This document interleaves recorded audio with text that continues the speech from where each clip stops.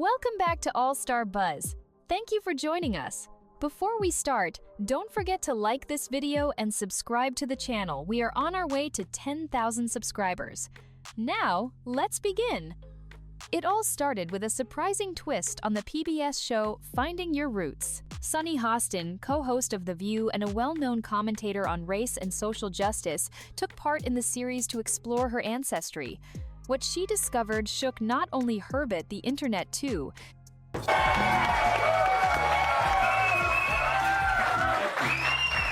Hostin's obsession with race gets thrown back in her face. Today's video comes to us from Sunny Hostin. Sounds like a town. We're in Sunny Hostin. She was on PBS's Finding Your Roots, a show dedicated to researching celebrity ancestry. For context, Sunny is a staunch supporter of reparations and has made a fortune spewing nonsense about white privilege and racial justice. Well, turns out she's not as oppressed as she claims she is. She's actually the descendant of slave owners from Europe. Here's how she took the news. Roll it. Wow. I'm a little bit in shock. I just always thought of myself as Puerto Rican, you know, half Puerto Rican. I didn't think I was, my family was originally from Spain and slaveholders. Yeah. So how are you feeling, my friend? I think it's actually pretty interesting that my husband and I have shared roots. Yeah. So I do appreciate that. And I think it's great for our children to know this information. I guess it's a fact of life that this is how some people made their living, on the backs of others. Fact of life. Interesting change of tune. For more, we go to our chief Sunny Hostin correspondent for a reaction.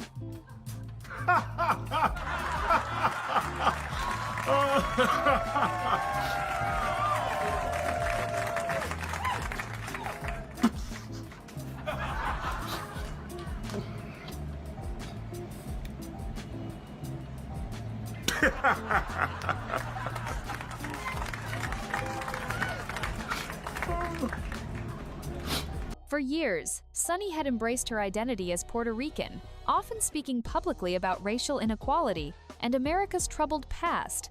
But in a revelation no one saw coming, historian and host Henry Louis Gates Jr. informed her that her family's roots traced back to Spain and, more controversially, to slaveholders. Her third great-grandfather had owned at least one person, and her stunned reaction played out on national television. "I always thought I was Puerto Rican," she said, clearly rattled. It was a jaw-dropping moment, especially considering how passionately she's spoken about systemic racism. Well, first, I just want to go on the record to let everyone know that I am very much against slavery. Okay. Very brave to say that on this panel. Karma, definitely. I mean, it's one thing. It's going to be so awkward on, new episodes of The View when she tries to pull the race card. Yes. And then she's like, America is racist. And then they're like, yeah, they might be racist, but they're not like slave owner racist. like somebody that we... That's so true. You know? She could have maybe done better. Okay, here's the thing. One thing, and I would have even actually not give her any is she said, well, I guess that's just what they did back then. Yeah. She should have followed that up with saying something along the lines of, and I understand that that's a departure from the way I've talked about this before. That was to me, the one thing that was missing. Yeah. Right? Because it's okay, now that you have this information, have you had any personal growth? Do you think about things differently? You have to acknowledge that. Yeah. Because when you're presented with new information, it's okay to change your mind. It's good to change your mind, but you should acknowledge that has happened. If she is shaming descendants of this, will she continue to do that when she is now one of them, Dana? And it is funny. She is so wrapped up in identity, and she had no idea who she was. Well, now we understand why she always makes Whoopi get the coffee. I don't know. That's not true. That's not true. But you think about things that she said and how offensive they are. Yeah. Well, karma. Yeah, it is karma. For someone who has built a career on discussing the historical injustices of others, learning her own ancestors were not just witnesses to history, but participants was a game changer. And while Sunny tried to absorb the news in real time, the world was already reacting. This was the moment that set the stage for what many would call a reckoning. Sunny's emotional response to the discovery quickly made headlines, but it wasn't just the ancestry that had people talking. What truly stirred controversy was how she handled the news. Rather than using the moment for self-reflection or a deeper public conversation, Sunny brushed it off with a phrase that would soon echo across social media: "It's just a fact of life." That casual tone, in the eyes of many, didn't match the weight of the revelation. Critics were quick to jump in. To them, this wasn't just an awkward family fact, it was a test of character. Here was a woman who frequently calls out others for not reckoning with America's past, and yet, when faced with her own connection to that history, she seemed more inconvenienced than introspective. She could have maybe done better. Okay, here's the thing. One thing, and I would have even actually not give her any is she said, well, like, I guess that's just what, like, they did back then. Yeah. She should have followed that up with saying something along the lines of, and I understand that that's a departure from the way I've talked about this before. That was, like, to me, the one thing that was missing. Yeah. Right? Because it's like, okay, now that you have this information, have you had any personal growth? Do you think about things differently? You have to acknowledge that. Yeah. Because when you're presented with new information, it's okay to change your mind. It's good to change your mind, but you should acknowledge that that has happened. Exactly, because if she is shaming descendants of this, will she continue to do that when she is now one of them, Dana? And it is funny. She is so wrapped up in identity, and she had no idea who she was. Well, now we understand why she always makes Whoopi get the coffee. It wasn't just that her ancestors had owned slave-sit, was how she framed it afterward that struck a nerve. The phrase, fact of life, didn't sit well with many viewers, who expected more from someone so vocal about historical accountability. The moment didn't come across as enlightening, it felt dismissive. And as the clip made its rounds online, one thing became clear.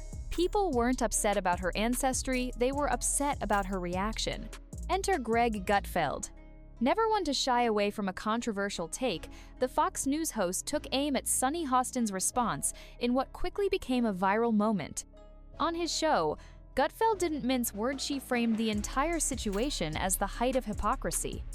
For years, Sunny had been outspoken about America's racist history, often pointing fingers at others for not acknowledging their privilege or ancestral wrongdoings.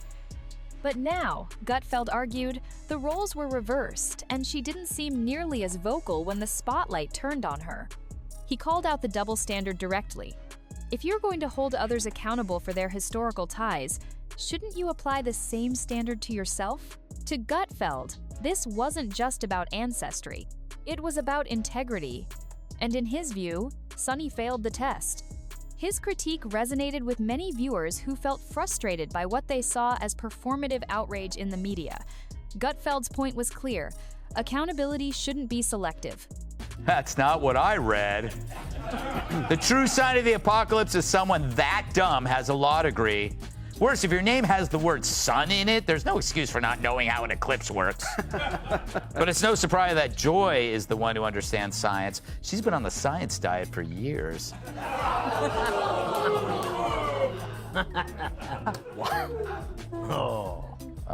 They're turning on me. So that makes Sunny Hostin, who thinks climate change caused the solar eclipse, the dumbest of them all. Because everyone knows the moon caused the eclipse, which is controlled by the view's gravitational pull. All right, Kat, did you ever see such a group? It's amazing how Joy and Whoopi became the smart ones. Oh, so you know what? Whoopi, you know, she thought like either the Nazis thought the Jews were a race or were in a race. I'm not sure what she thought. And I thought, you know, this new one was Sunny, pretty dumb. And then Joey Behar in her own echo chamber. I'm going to say the dumbest people who still watch the show. Yes. The whole audience clapped by the studio audience. Yeah. Whoopi, though. She's funny, right? No. Oh, okay. I was trying to find some kind of redeeming thing to say about The View. You could see right through me. Well, at least Joy and Whoopi were fact-checking this time around. That was surprising, a pleasant one. Yeah, it was. We won't be seeing. Is shaming descendants of this. Will she continue to do that when she is now one of them, Dana? And it is funny. She is so wrapped up in identity, and she had no idea who she was.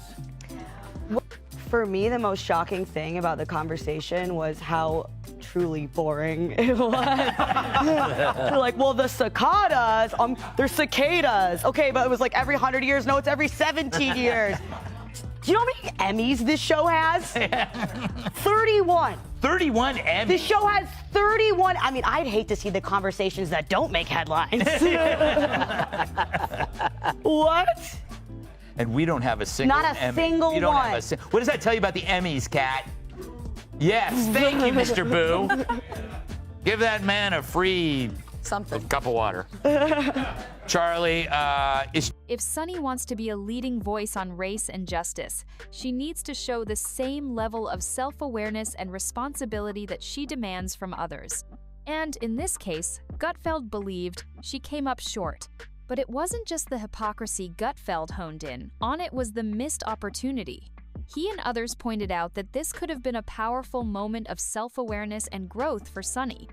A chance to say, yes, I've just learned something difficult about my past, and it's making me rethink how I approach these conversations. But instead, viewers got a shrug and a soft deflection. Commentators argued that if she had followed her fact of life, comment with an acknowledgement of how this changes her perspective or even a little humility, it would have gone a long way. But that didn't happen. There was no visible shift in tone, no self-reflection, no deeper insight offered. And that silence spoke volumes.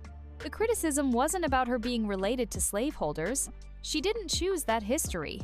What struck a chord was the lack of any visible personal growth in the face of such a significant revelation. In public discourse, especially on platforms like The View, people expect thought leaders to walk the talk, and when that walk stumbles, people notice. This was a moment for Sunny to connect, to show that accountability starts at home, and to many, she let it pass her by. As the conversation continued to heat up, the internet didn't hold back. I know, right? I mean, I have to say, Karen Dupiche, our one of our wonderful makeup artists, when the earthquake was happening, she put her coat on, and she was like, Jesus is coming. I'm out. I'm out. I'm leaving. We've got a solar eclipse. We've got the earthquake. She ran down the hallway. Their brains are small. But who's the dumbest one of all? True, none of them are in Mensa, but who's the most densa? Perhaps it's Sunny who mastered the art of making idiots look smart. Now, The View could ask a mirror who's the dumbest one of all, but there's no way that glass doesn't.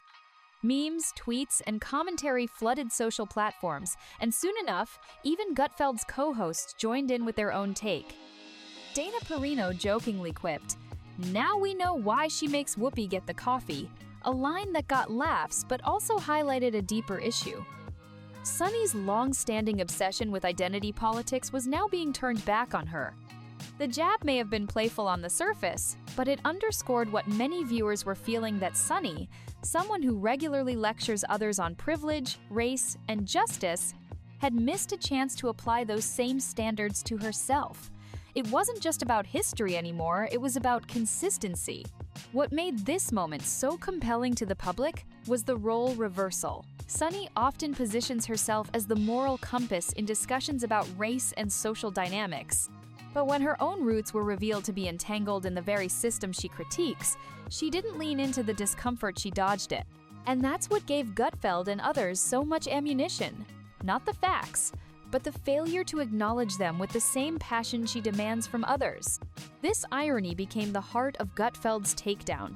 He emphasized how someone so deeply invested in identity politics, someone who regularly defines herself and others through the lens of race, had no idea about a major part of her own identity. And when confronted with it, instead of recalibrating or reflecting, she defaulted to minimizing it. Gutfeld's argument was that Sunny's entire platform depends on holding others to account for their histories, often in sweeping, unforgiving terms. But when it came to her own history, she wanted nuance, understanding, and grace without ever extending those same courtesies to others. That double standard is what he couldn't ignore. The moment exposed what he saw as a central flaw in identity-driven discourse. It often leaves no room for the messy truth that history is complicated and uncomfortable for every not just the people we disagree with. To Gutfeld and his audience, Sunny's reaction wasn't just disappointing. It was a perfect example of how easily moral outrage can become selective. It wasn't about tearing her down, it was about demanding the same honesty she expects from others. Because if you're going to lecture the world about its flaws, you should probably be prepared to confront your own first. And that's exactly why Gutfeld's critique resonated so widely. It wasn't just about Sunny Hostin. It tapped into a broader frustration with the way identity and accountability are often used selectively in public discourse.